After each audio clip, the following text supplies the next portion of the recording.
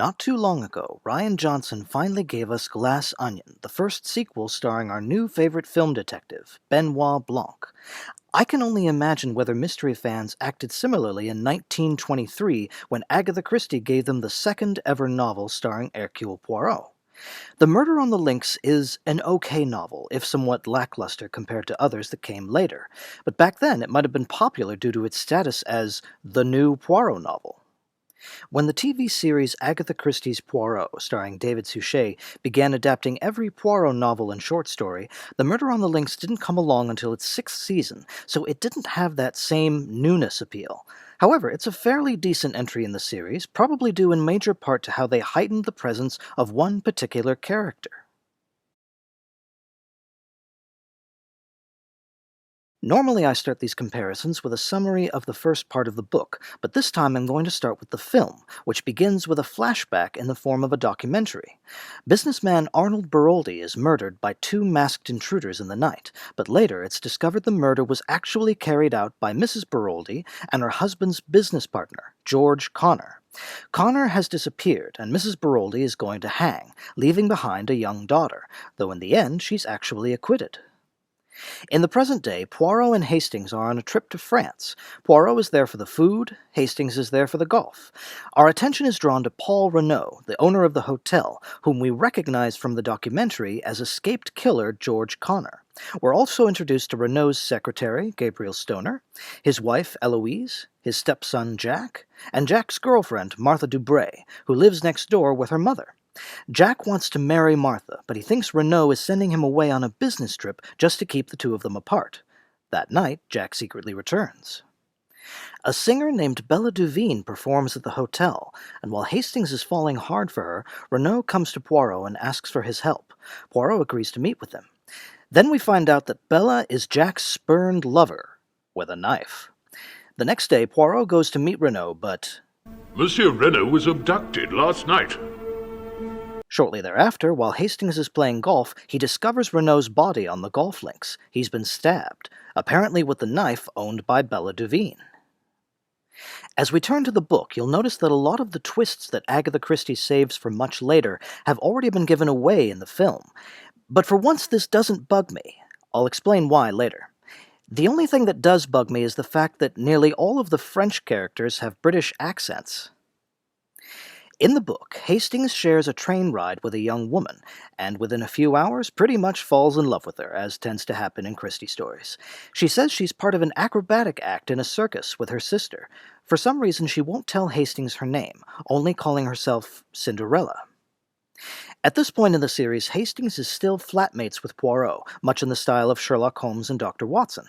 Poirot receives a letter from millionaire P.T. Renault, who says he's in fear of his life and begs Poirot to come to France immediately. Poirot does so, but when he and Hastings arrive, Renault has already been murdered. In the book, Mrs. Renault claims that two masked intruders broke in last night and bound and gagged her before taking her husband away. For some reason, none of the servants heard the commotion. Poirot starts to suspect that this story is a fabrication and that the wife is complicit in her husband's death. But when she sees the body, she genuinely faints, so he has to revise his reasoning. Renault was apparently carrying on affairs with multiple women. There's a love letter in his pocket from someone named Bella Duveen, and he's been giving large sums of money to his next-door neighbor, Mrs. Dubray.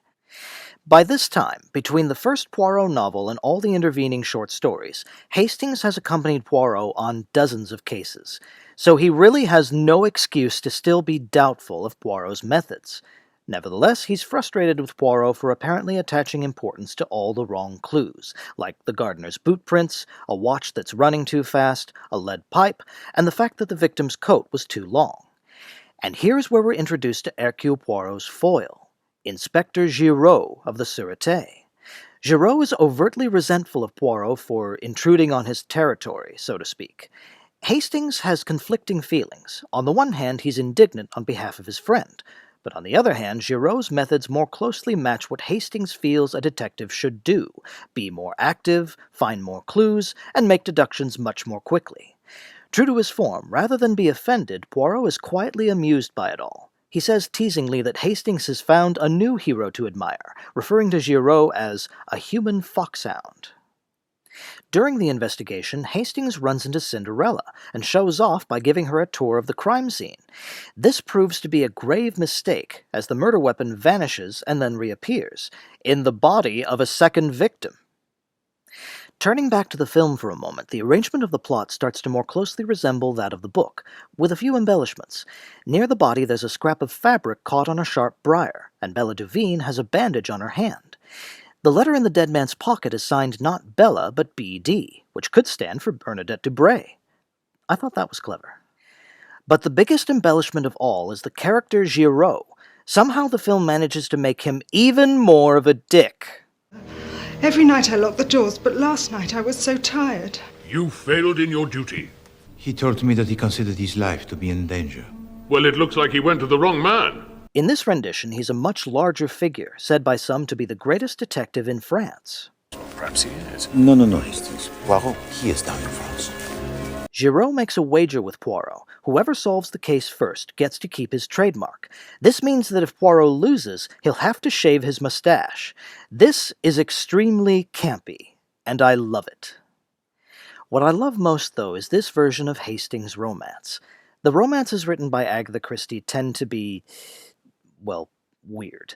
But what develops between Hastings and Bella in the film feels much more natural and sweet, even though we know full well that her goal is to get him to give her an opportunity to steal the murder weapon.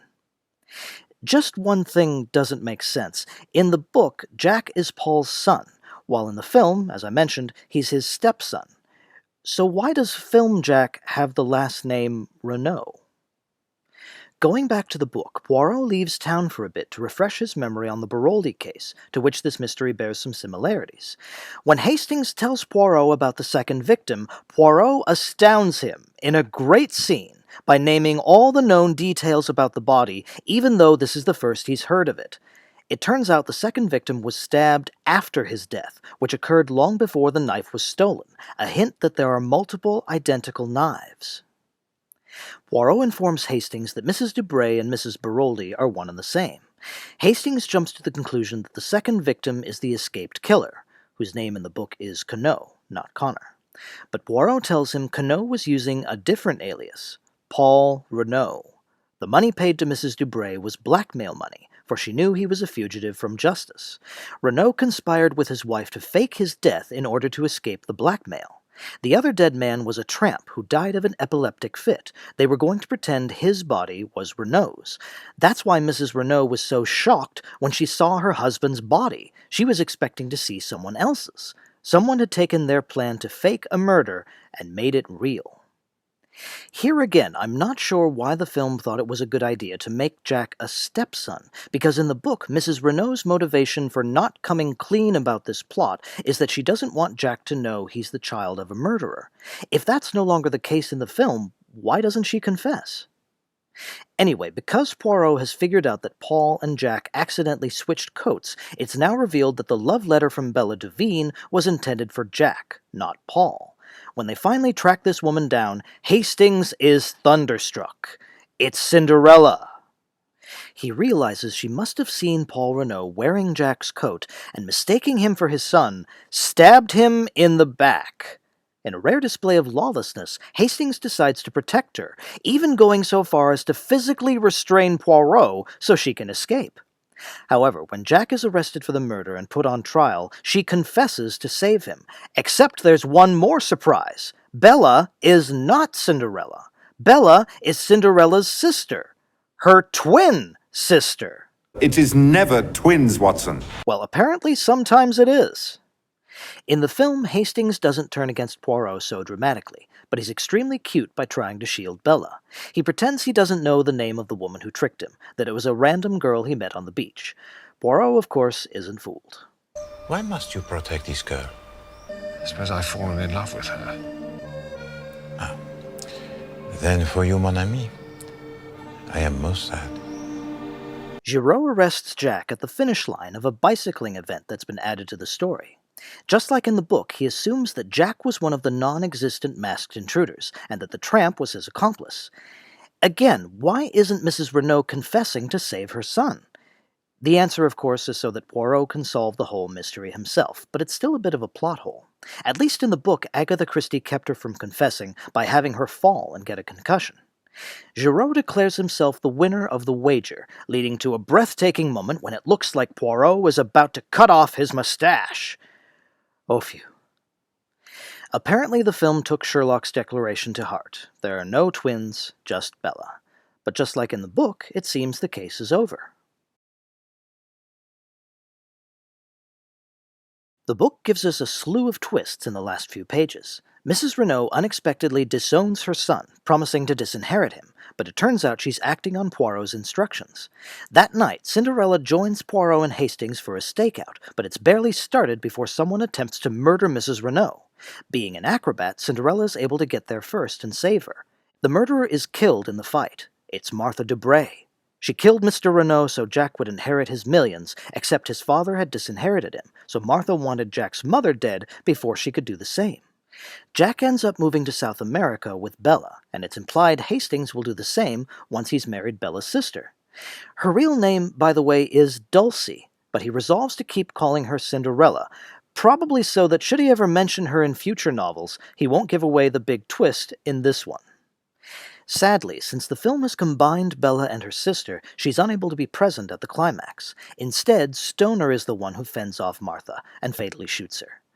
Usually, when this sort of thing happens in a mystery, it's a sign of shenanigans, so I wouldn't blame someone in the audience for being suspicious. It's a surprisingly weak alteration after all the other plot changes that were well chosen. Hastings, of course, is still in love with Bella, even after she used him, but he's afraid Bella will go back to Jack Renault.